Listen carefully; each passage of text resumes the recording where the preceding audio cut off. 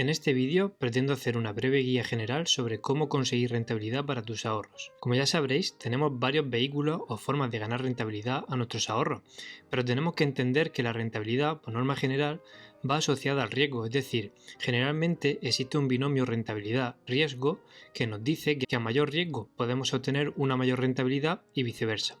Lo que significa que si queremos obtener un mayor retorno a nuestro ahorro, tendremos que asumir un riesgo más elevado, una mayor volatilidad o bien una liquidez del activo muy reducida, es decir, que nos va a costar vender nuestro activo. En este vídeo os voy a proponer unas cuantas formas de rentabilizar vuestros ahorros. Las vamos a ver a vista de pájaro, es decir, no vamos a entrar en detalles de cada una, pero sí podréis haceros una idea de las opciones que se pueden tener. Normalmente, lo bueno es diversificar entre varias de estas opciones, para tener así una cartera balanceada y asumir un riesgo menor en el caso de que alguna de ellas salga mal.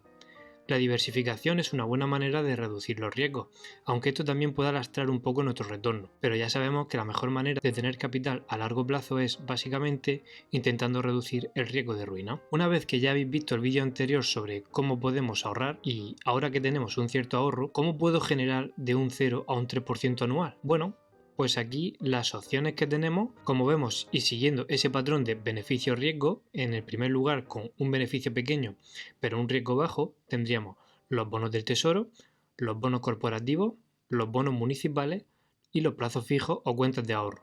Hasta hace muy poco los bonos no daban grandes retornos debido a los bancos centrales, que bajaron las tasas de interés fuertemente, pero actualmente que están subiendo podemos encontrar alguna oportunidad. Las tasas de interés van a afectar básicamente a todo. Mientras estas se mantengan en niveles bajos, los bonos seguirán siendo inversiones poco interesantes en términos de riesgo-beneficio, pero a medida que vayan subiendo las tasas, al menos por encima del 2%, los bonos empiezan a dar rentabilidades interesantes, generalmente por encima de la inflación y por lo tanto, como es la situación actual, son interesantes, sobre todo si se estima que la inflación actual volverá a niveles algo más bajos en los próximos meses o años. Los bonos y plazos fijos son interesantes para un inversor conservador o alguien que quiere montar una cartera conservadora, pero como veis la rentabilidad no es tampoco demasiado grande, así que si quiero ganar un poco más, por ejemplo de un 3 a un 8%, ¿en qué puedo invertir?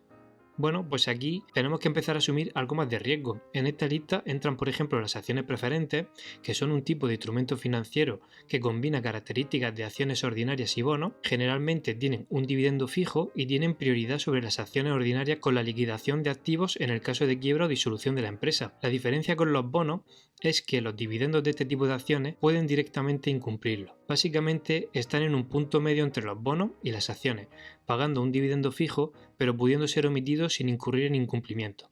Tampoco otorgan derechos de voto o son limitados. Otra opción serían los préstamos entre pares o P2P. Este tipo de inversión es una forma de préstamos directos entre personas o empresas sin la intermediación tradicional de una institución financiera. Este tipo de inversión se puede realizar en plataformas en línea que conectan a prestatarios con inversores. Por lo tanto, pueden ofrecer rendimientos más altos en comparación con otras opciones de inversión más tradicionales como los plazos fijos o los bonos, pero también tienen un riesgo elevado, como por ejemplo que el prestatario no pague. Además, la regulación de este tipo de inversión depende del país en el que esté y las ganancias están sujetas a impuestos también, aunque todo depende, como digo, de la legislación local. Otra forma serían los fondos indexados. Son una forma de inversión que busca replicar el comportamiento de un índice de mercado. Estos fondos pueden invertir en acciones o en bonos. El objetivo es proporcionar rentabilidad que sea la más próxima o idéntica a la del índice al que están siguiendo o replicando, pero a este hay que restarle los gastos del fondo. Esto tiene sus pros y sus contras. Los contras son que no existe gestión activa por parte de los gestores, por lo que no existe protección contra las caídas de mercado y además nunca tendrán la posibilidad de superar al propio índice, ya que son una réplica. Los pros son sus costes, que son más bajos. Además, históricamente, estos fondos, así como los índices, han superado a la mayoría de los fondos gestionados activamente, lo cual ya es decir, actualmente podríamos esperar que los retornos de los fondos indexados y ETF sean algo más bajos en los próximos años, al menos más de lo que han sido históricamente debido a que la relación precio-beneficio está algo elevada. Pero esto es algo que nunca sabremos con exactitud, ya que estamos entrando bajo el paraguas de algo denominado renta variable. ¿Cómo puedo generar de un 8 a un 12% anual? Por ejemplo, podemos ver que el S&P 500 ha mantenido retornos similares a estos históricamente, entre el 8 y el 12. aunque esto siempre puede cambiar en el futuro, como ya sabemos. La forma de intentar ganar ese 8-12% anual sin comprar el índice directamente, por ejemplo, es montar nuestra propia cartera de valores buscando oportunidades interesantes y con un sistema de inversión inteligente y probado en el mercado. Esto es bastante complicado de conseguir para la gran mayoría, pero sería una opción interesante. Otras opciones interesantes para conseguir este porcentaje objetivo de retorno podrían ser acciones con dividendo de alto rendimiento y un buen histórico de crecimiento anual del dividendo, mercados emergentes o ETFs que estén a buenas valoraciones, fideicomisos de inversión inmobiliaria de alta calidad o lo que llamamos REITs, y sociedades de inversión limitadas maestras o MLPS. Los REITs son empresas que tienen, operan o financian bienes raíces que generan ingresos, por lo que al comprar REITs estamos comprando un portafolio de propiedades inmobiliarias. Cuando hablamos de alta calidad nos referimos a aquellos que tienen un historial sólido de rendimiento y activos de primera calidad. Por otro lado, las MLPS son una forma de asociación limitada que se negocia públicamente. Generalmente se encuentran en la industria energética y se centran en compañías involucradas en el transporte, almacenamiento y procesamiento de los recursos energéticos. Estas compañías suelen ofrecer distribuciones atractivas, pero son bastante volátiles y están sujetas a cambios regulatorios y fluctuaciones del precio de la energía. Eso sí, tienen una estructura fiscal que evita el doble gravamen. Por otro lado, tenemos las inversiones alternativas que tengan buenos rendimientos a pesar de una menor liquidez. Aquí estaríamos hablando, por ejemplo, del crowdfunding inmobiliario, ya que estas tienen fácil accesibilidad y diversificación. Esta opción también ofrece la posibilidad de obtener ingresos vía dividendos o apreciaciones de capital, provenientes estos dividendos de los alquileres y las apreciaciones de capital de la revalorización del activo. Esta opción también tiene bastante riesgo, como las fluctuaciones del mercado, riesgo del proyecto y liquidez limitada, por ejemplo. El siguiente escalón sería ganar de un 12 a un 15% anual. Las opciones que podríamos tener para generar este buen retorno son fondos de capital privado de cuartil superior o la inversión directa en bienes raíces. El capital privado generalmente proporciona buenos retornos, ya que básicamente se dedican a comprar compañías en problemas, reestructurarlas, mejorar su gestión y aumentar su valor en el tiempo para luego venderlos, mantenerlos o prestarles dinero.